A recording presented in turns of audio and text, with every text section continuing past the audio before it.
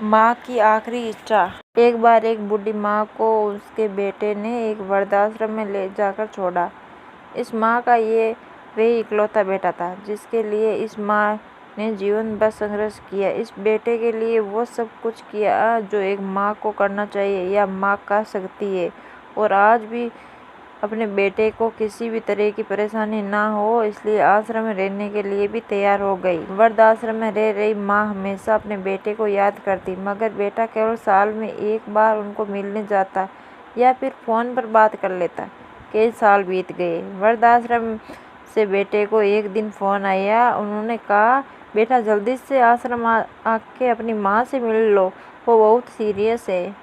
बेटा जब अपनी बीमार माँ के पास पहुंचा तब वे अपनी आखिरी सांस गिन रही थी। बेटे ने अपनी माँ से अपनी आखिरी इच्छा पूछते हुए कहा, माँ मैं तुम्हारे लिए क्या कर सकता हूँ बताओ।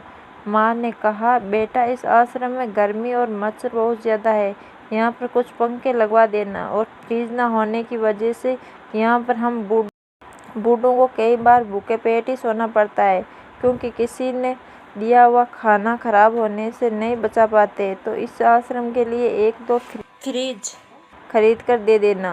बेटे ने अपनी माँ की सारी बातें सुनी और अपनी माँ से पूछा, माँ आपने इतने साल यहाँ पर निकाल दिए पर आपने कभी भी ये बात मुझसे नहीं कही, और अब जब आपके पास टाइम नहीं बचा तब आप ये सब कह रही हो, ऐसा क्यों। माँ ने बेटे को जवाब देते हुए कहा, बेटा मैंने गर्मी, भूख और पीड़ा सहन कर ली है, लेकिन मुझे पता है जब तेरे बच्चे तुझे यहाँ पर छोड़कर जाएंगे तब तू ये सब सहन नहीं कर पाएगा, इसलिए तेरी सुविधा के लिए मैं तुझे ये सब लगाने के लिए कह रही हूँ।